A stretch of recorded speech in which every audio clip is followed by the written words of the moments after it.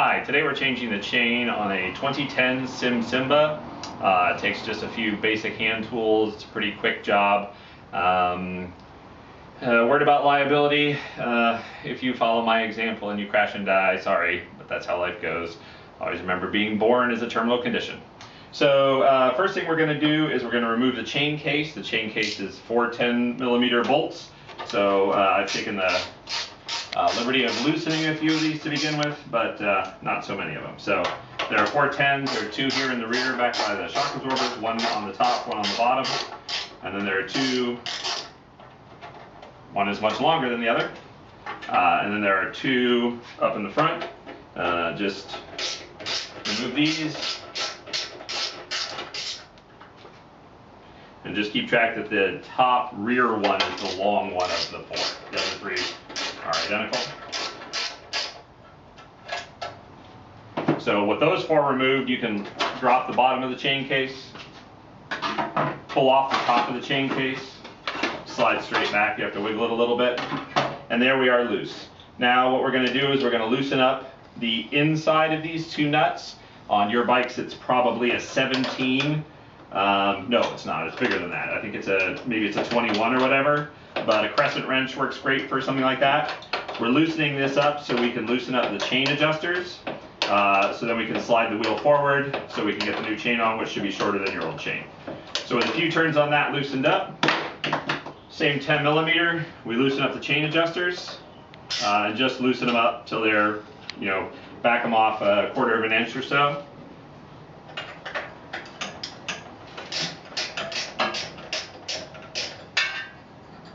And once those are backed off, you should be able to move the wheel forward with your hand, giving us a little more slack here.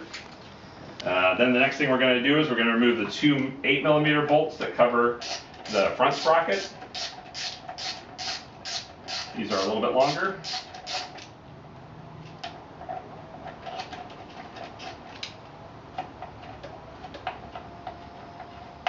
Depending on how old your bike is and how much you've lubed it, it'll be various kinds of dirty underneath here. So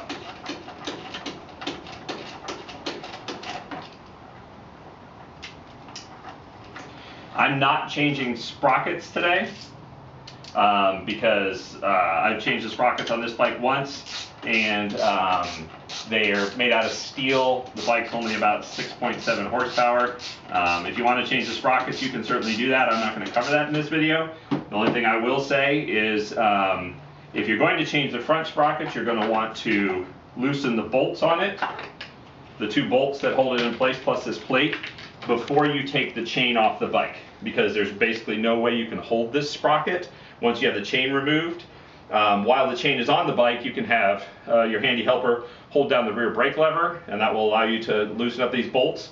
If the brake lever won't do it, you can also use a piece of wood, and you can actually wedge it in between the chain so the chain bites the wood and the sprocket, and that'll actually give you enough pressure usually to loosen those bolts.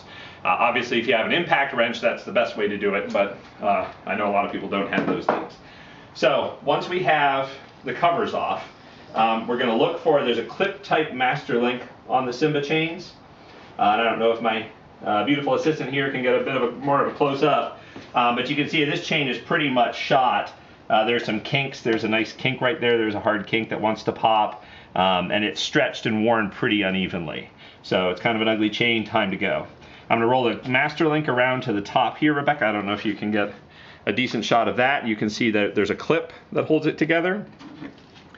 So to remove a clip master link, what we're going to use is we're going to use a regular pair of pliers. And as you can see, there's a split in the back of the master link. There's a little split back there which can actually allow the whole link to slide forward. So what you want to do is you want to grab the front pin that's on that clip master link with the tip of your pliers, and then you grab one side of the back of this split, and then you squeeze the pliers, and that will actually slide the clip forward, and then you'll be able to pop it loose. So I'm going to need to move in here 1 second, Rebecca, to see what I'm doing without my bifocals. So now I've got and this is a little fiddly sometimes, I've got the pliers on there, and let me swing to the other side. So we're getting the pliers on the master link, Again, things are a little greasy.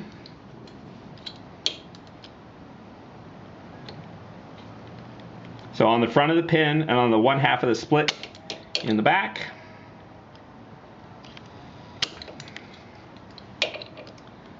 And of course it wants to give me a hard time today. And there it slid forward. Oops, just fell off. As you can see with the clip, there's a slot in it, then there's a little clip on the back, there's a little split in the center. And so when that sits over this, like this, it slides forward and back and that locks it in place. A lot of higher horsepower bikes, especially OEM type stuff, they use a staked master link where it's actually riveted on, but SYM has not seen the need to do that with the low horsepower bikes. So now once that clip is off, we can just remove this outside plate with a screwdriver, a flat blade screwdriver. Should just pop off. It's a little fiddly to try and get them to come off evenly, both sides of the plate to come off evenly, but if you just play with it a little bit, try and bring it off evenly. There we go.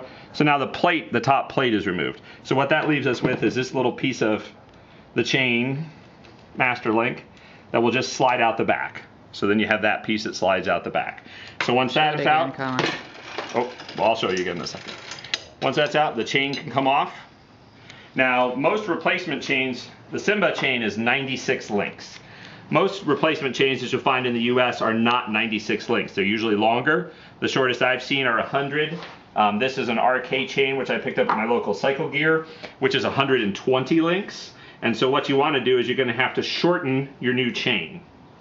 So as you can see, I've got both chains laid out next to each other, and I'm lining up the links. You can count them if you like, but I more just like to line them up because my chain will have stretched more than the stock chain. So if you just kind of line them up, it's easy to find the length that you need.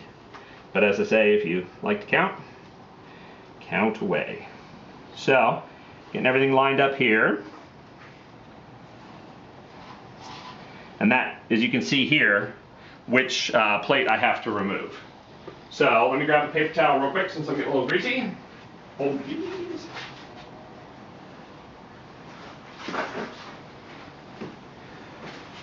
So you can see now, Rebecca, if you can see that shot right there, you can see which plate we have to remove because we want the chains to be the same length. Before you cut, since chains are expensive, go ahead and double check that you've got everything lined up correctly. You don't want to have two master links in a chain to lengthen something if you make a mistake. This chain was, like I said, it was at local Cycle Gear. It was $17.99, so that's pretty inexpensive. This is a non-O-ring chain. Some people like O-ring chains. I ran an O-ring chain for our around the world trip to begin with, and I didn't see the value in it. It was expensive relative to how much longer it lasted, and when you see how easy these are to do yourself, it's pretty simple. So now what we have to do is we have to grind off the tip of both of these pins. This one and this one right here. I'm going to use the Dremel with a grinding bit because I have one. You can take those down any way you want to. Back before I had a Dremel, I would just use a file. So you can just use any metal file or whatever. It takes a little bit longer, but it gets the same job done. So, as you can see, I'm going to take off this plate to make it match the old chain.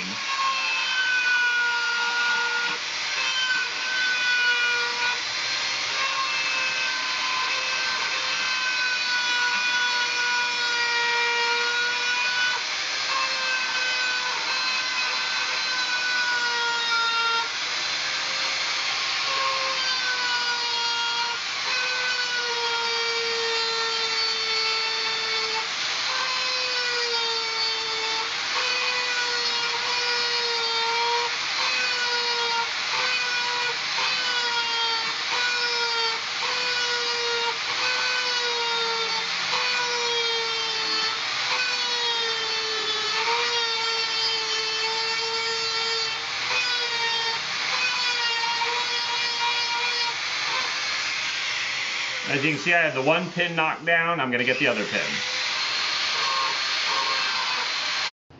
Okay, so you can see now we've got both ends of the rivet, the actual Chain link itself ground down, kind of dished a little bit to help make it easier to pop the plate off. Sometimes these plates are a little tough to get off, but basically we're just going to roll it on its side now, and what we need to do is either try and get a screwdriver or a chisel down between the side plate and the chain itself. O-ring chains give you a little bit more space to work with. Non-O-rings are plates that are a little bit tighter, so we'll just try a little chisel. And it's popped off. So you can see this is the dish top link that came off. And now you can see that the chain just pops apart. So what we're going to do next is we're going to install the bike on the chain, and we're going to install the clip type master link. So this is a clip type master link. Hopefully you can see the grooves in the top of that there. This will go through the back just like this one came out. Then we'll pop this little plate over the top of it. Sets like that. And then the clip itself will actually go on. So there's a wider part of it that slides down and catches that groove, and then when we get it on, we'll actually just pop that into place, and that'll hold the chain in place. Okay, Rebecca, let's head back over to the motorcycle.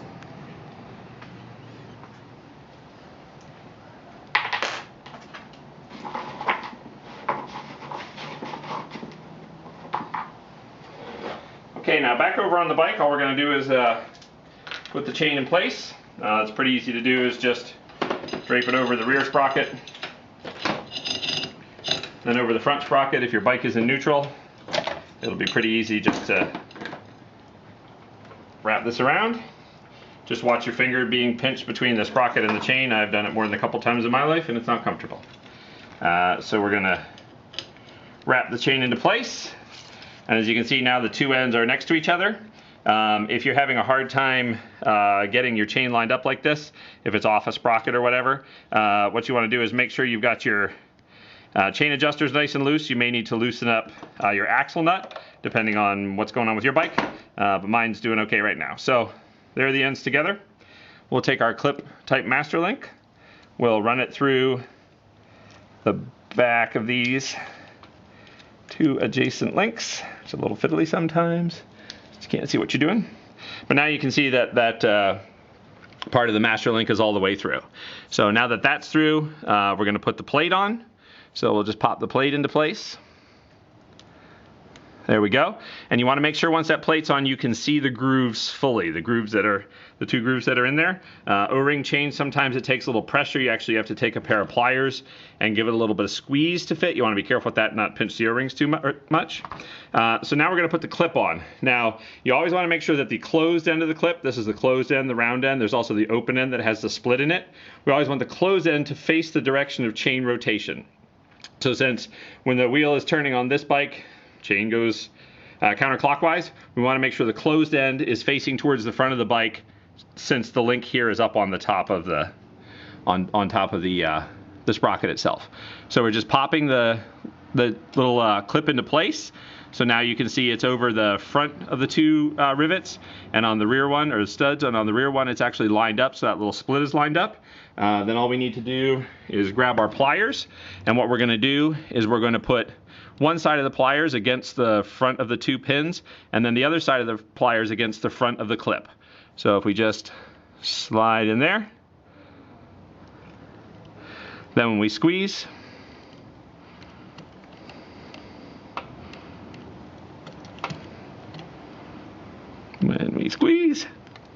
the clip pops into place. So you can see now the clip has popped into place, and what you want to make sure is that that little seam that's towards the back of the clip is completely closed. They're touching each other. If they're spread apart, that means your clip is not all the way in place. So you want to make sure they're clipped all the way closed. So Rebecca, get a good shot of that. All right, so now the chain is installed. So the next thing we're going to want to look at is chain tension. And before we do that, what we're going to want to do is tighten up our two nuts on the side just a little bit, because if not, when you tighten them down, your chain adjustment will actually change a little bit. So you want to leave them loose enough so you can adjust the chain, but a little snug. So now that we've got that on there, we're going to roll the chain around, make sure everything's moving smoothly, nice and quiet. That's a little too loose. The chain adjustment on the Symba is supposed to be between 1 inch and 2 inches. I'm sorry, between half an inch and an inch. Half an inch and an inch, and I usually like to keep it closer to 1 inch, because I find that the chain wears more quickly if it's too snug. So what we will do now is we'll just tighten up our chain adjusters a little bit. If you're not familiar with chain adjusters, you'll see there's, probably doesn't show too well here, my bike's a little old, but on top of the silver plate here, the actual chain adjuster, there's a little notch, and then in the swing arm itself, there's a row of notches. And so what you're trying to do is line up both sides equally, the notches with however, the notch on the swing arm adjuster to however close it is to the actual swing arm itself. So I'm going to tighten this one up a little bit. We're getting a little tension there. And then you have to do both sides equally. So you kind of back and forth on either side of the bike for a minute.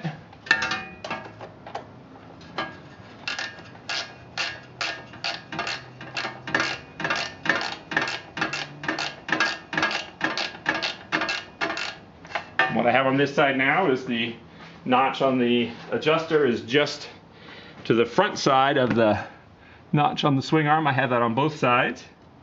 That's still a little loose. So we'll give it a little more tightening up.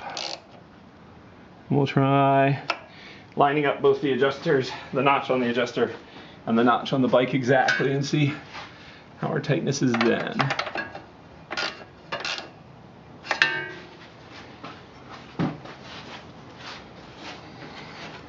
So that's lined up. Chain tension looks pretty good. You're always checking the tension in the bottom, the center of the bottom run. On the chain case itself, there's a little black plug that can pop out so you can check it without having to take the adjuster off. Okay, that looks pretty good. So now we're going to tighten down this inside nut all the way. As I say, sometimes when that tightens down, it can affect your adjustment a little bit because it snugs things up. We'll just triple check and make sure we're lined up here.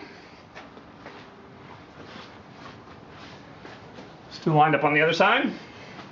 So we're good there. Now if you've loosened your axle nut at all, you want to make sure to tighten down your axle nut. Again, there are torque values in the manual. It's good to go with the torque values.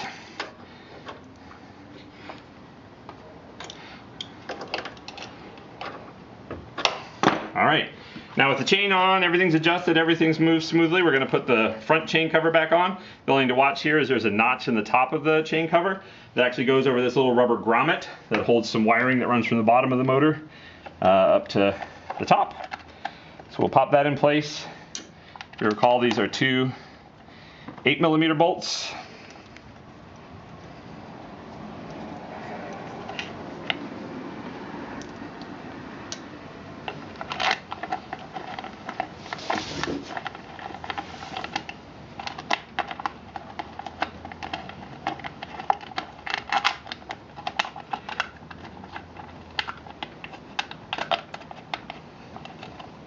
Of course, my bottom one doesn't want to line up.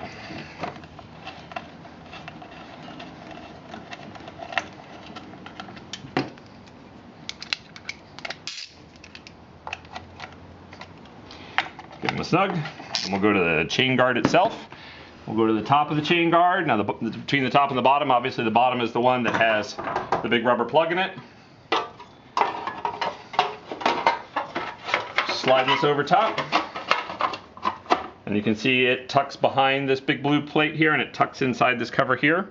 If you recall, there are three bolts that are all about the same length. And then there's one that's longer. And the longer one goes in the back upper chain case position. So this is a longer one. It goes here.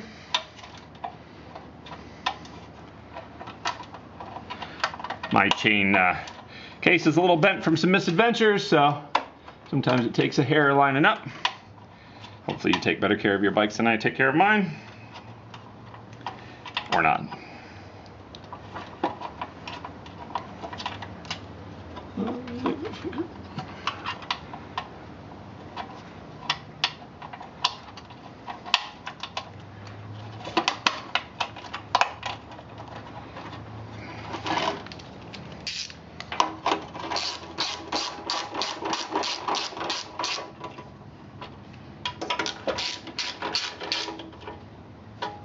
And the bottom chain case goes on the similar, you're just tucking it inside in the front. And then you want to make sure it has to kind of fit together on this backside here inside. So then we still got our two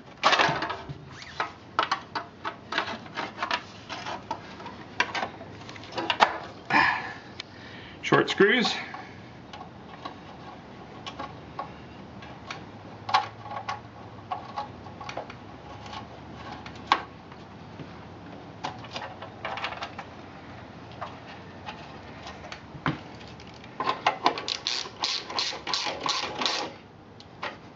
After you get your chain case on, you want to give the wheel a spin and make sure you can't hear the chain rubbing on the case.